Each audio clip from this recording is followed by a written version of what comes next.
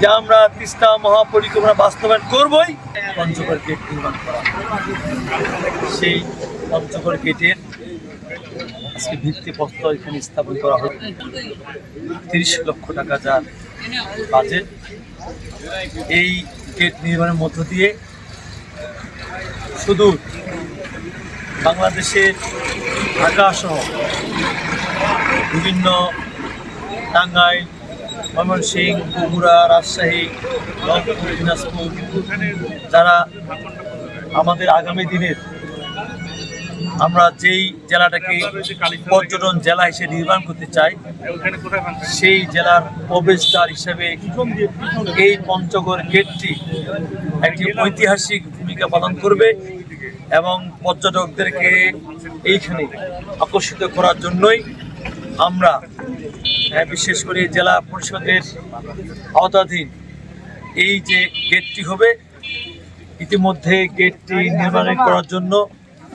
ঢাকা থেকে যারা ভালো প্রকৌশলী এবং ঢাকার যারা এই বিষয়ে অভিজ্ঞ তাদের সহযোগিতায় সুন্দর ডিজাইন করা হয়েছে, সেই ডিজাইনের সহযোগিতায়। এবং আমার বিশ্বাস এই গেট নির্মাণ হলে তো দেবীগঞ্জ নয়, পঞ্চগড় নয়, সারা বাংলাদেশের মানুষের কাছে এখানেও একটি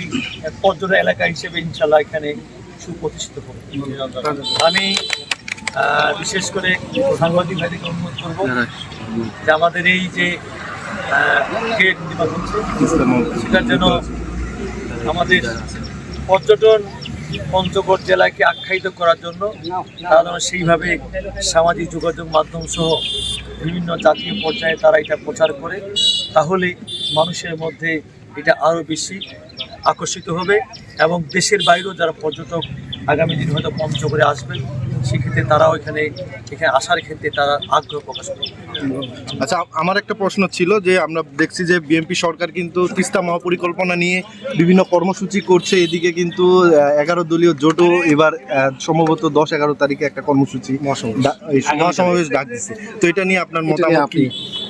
তিস্তা মহাপরিকল্পনা নিয়ে আমাদের বিএনপি বহুদিন ধরেই কাজ করছেন এবং আমাদের সেই রংপুরের তিস্তার নায়ক আসাদুল্লাহর নেতৃত্বে বাঁচাও বাহে তিস্তা বাঁচাই এই আন্দোলন শুরু হয়েছিল এবং সেই সময় ওই তিস্তার পাড়ে লক্ষ লক্ষ মানুষ সমবেত হয়ে সে আন্দোলনে শরীক হয়েছিল এবং আমাদের জাতীয় পর্যায়ের নেতৃবৃন্দ এবং আমাদের তৎকালীন বিএনপির সিনিয়র ভাইস চেয়ারম্যান উনি লন্ডন থেকেও কিন্তু সেই সময় সেখানে ভিডিওতে সম্পৃক্ত হয়ে সে আন্দোলনে শরীক হয়েছে। তখন কিন্তু এই যে জোটগুলোর কথা বলছেন, তখন কিন্তু তাদের কোনো অস্তিত্ব ছিল না,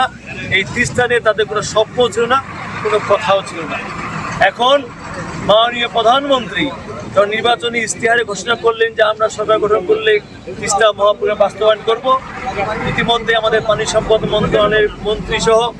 আমরা বিশেষজ্ঞ টিম যখন দফায় দফায় সেই তিস্তা এলাকায় পরিদর্শন করছি, সেখানে আমরা টেকনিক্যাল কমিটি গঠন করেছি এবং মাননীয় প্রধানমন্ত্রী যখন সংসদে ঘোষণা দিলেন, এবার বাজেট ঘোষণা করে কোনো জিনিসপত্রের দাম বাড়েছে।